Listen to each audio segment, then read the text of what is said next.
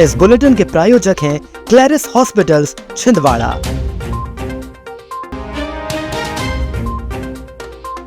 एकलव्य विद्यालय में बच्चों को परोसा जा रहा था बासा भोजन।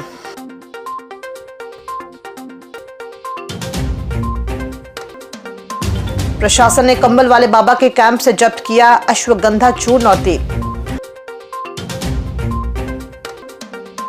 दादाजी मंदिर के सामने रेलवे के निर्माण रोकने की मांग।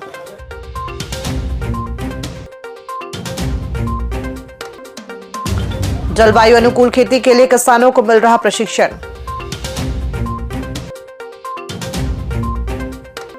और सुरला खापा मंडल में एसआईआर पर आयोजित हुई कार्यशाला। नमस्कार, आप देख रहे हैं छिंदवाड़ा लाइव और मैं हूं आपके साथ कंचन। आइए अब बढ़ते हैं खबरों की ओर। जिले के बिछुआ स्थित एकलव्य आवासीय विद्यालय में राष्ट्रीय जनजातीय आयोग के निर्देश पर वरिष्ठ सलाहकार प्रकाश उइके ने निरीक्षण किया। जांच में बच्चों को बासी चावल और सब्जी परोसे जाने का मामला सामने आया, जिसके सैंपल खाद्य विभाग ने मौके पर लिए। वहीं रसोई में 27 कमर्शियल गैस सिलेंडर रखे पाए गए हैं, जिनमें से 13 भरे हुए थे और जो विस्फोटक अधिनियम का उल्लंघन है।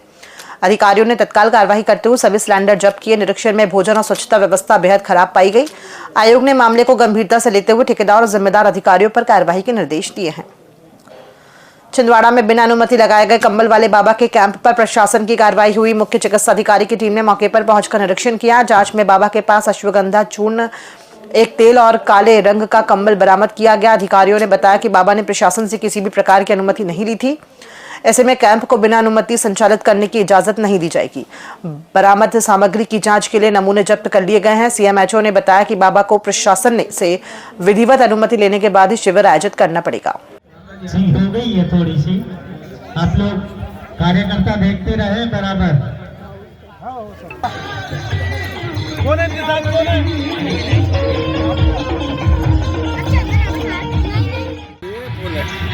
तो क्या है, आराम तो आराम है नहीं, अभी लेके आ रहा हूँ। 5 जुलाई नहीं होगी जब तक अपन भी कुछ नहीं कह सकते।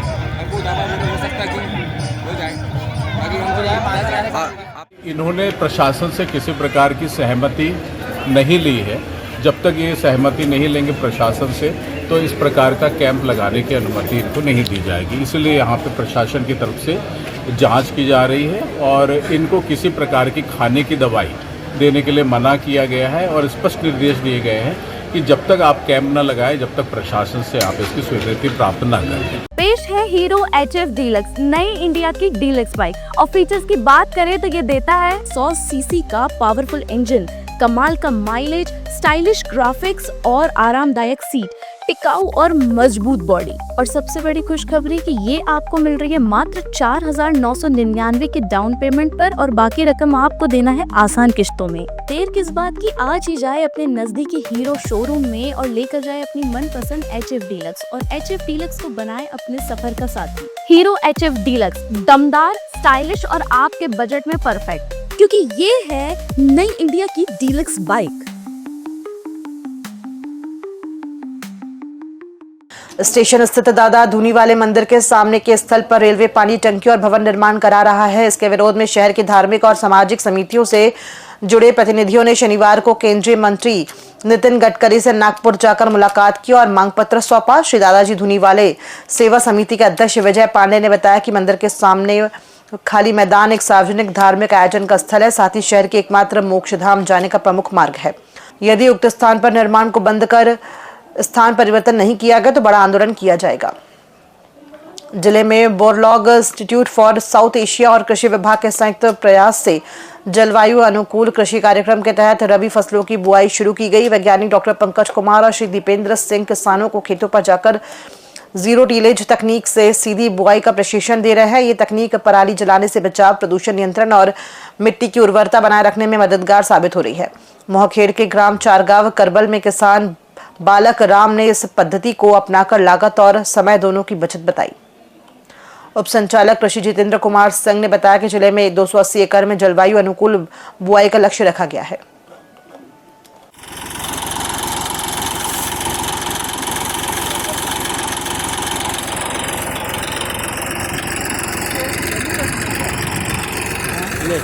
खुल जाता है। पहले के समय में हम पहले हल से ज़मीन बनाते थे, फिर बखर चलाते थे, फिर खाद डालते थे, इसमें बीच में एक एक दो दो दिन का अंतराल भी लेते थे, उसके बाद में बीज डालते थे, उसके बाद में बखर चलाने के बाद में फिर बीज को रेलाई करते थे। हमें पिछले वर्ष से बीसा इंस्टीट्यूट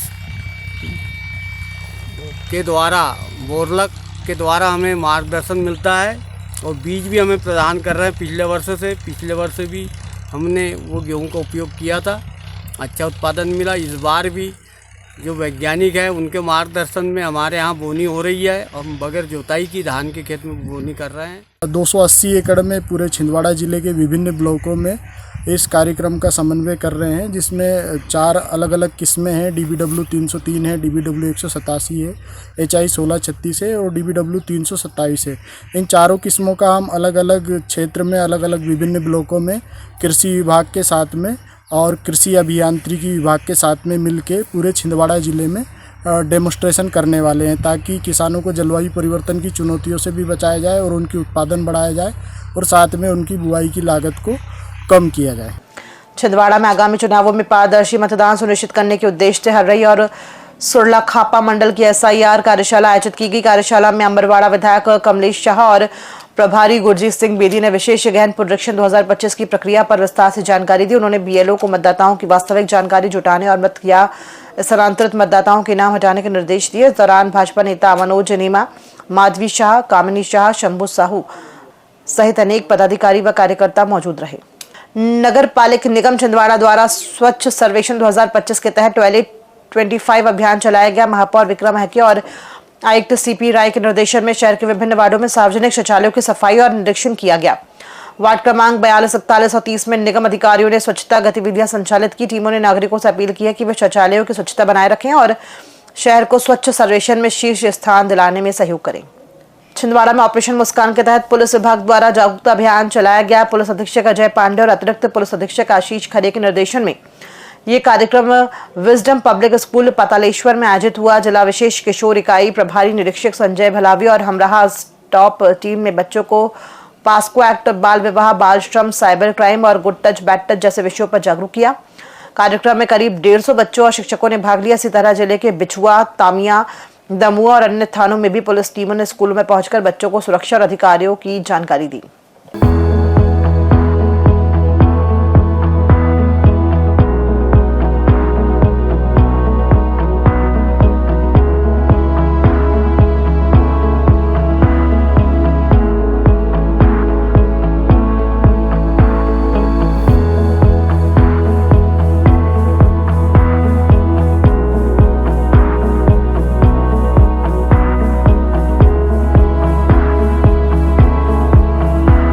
शनिवार को जिला शिक्षा अधिकारी कार्यालय में PM श्री विद्यालयों के प्राचार्यों की बैठक संपन्न हुई। बैठक की अध्यक्षता जिला शिक्षा अधिकारी GS बघेल ने की। श्री बघेल ने योजना के उद्देश्यों, शासन की मंशा और विद्यालयों में गुणवत्ता, नवाचार और तकनीकी शिक्षा को बढ़ावा देने पर जोर दिया। बैठक में PM श्री विद्यालयों को मिली राशि के उपयोग की प्रक्रिया और भंडार क्रय नियमों के अनुसार पारदर्शी खर्चे के निर्देश दिए गए। सभी प्राचार्यों ने योजना के प्रभावी क्रियान्वयन का संकल्प लिया। जनपद पंचायत मोहखेड़ के अंतर्गत पावन स्थल कालीरात धाम में चल रही श्रीमद् भागवत कथा के तीसरे दिन भक्ति, संगीत और संकीर्तन का अद्भुत संगम देखने को मिला। महामंडलेश्वर नागेंद्र ब्रह्मचारी के सानिध्य में किशोरी श्री राधिका द्वारा कथा वाचन किया जा रहा है। कुलबहरा नदी के तट पर उमड़ी श्रद्धालुओं की भीड़ ने वातावरण को भक्तिमय बना दिया। हरिनाम संकीर्तन और भजन कीर्तन से पूरा परिसर गूंज उठा। समिति ने बताया कि कथा 11 नवंबर तक चलेगी और समापन दिवस पर विशाल भंडारे का आयोजन होगा। कुंभी पाक नर्क उनको मिलता है जो अपने शरीर को हष्ट पुष्ट रखने के लिए दूसरे जीवों को मार करके खाते हैं। उनको इस नर्क में जाना पड़ता है। बड़ी बड़ी कढ़ाइयों में तेल उबाला जाता है, खूब तेज उबाला जाता है उसको, और फिर उस जीव को उस उबलते हुए तेल में डाला जाता है। चिल्लाता है, तड़पता है और रोता है। अरे जब हम किसी को जीवन दे नहीं सकते तो किसी का जीवन लेने का हमारा क्या अधिकार है?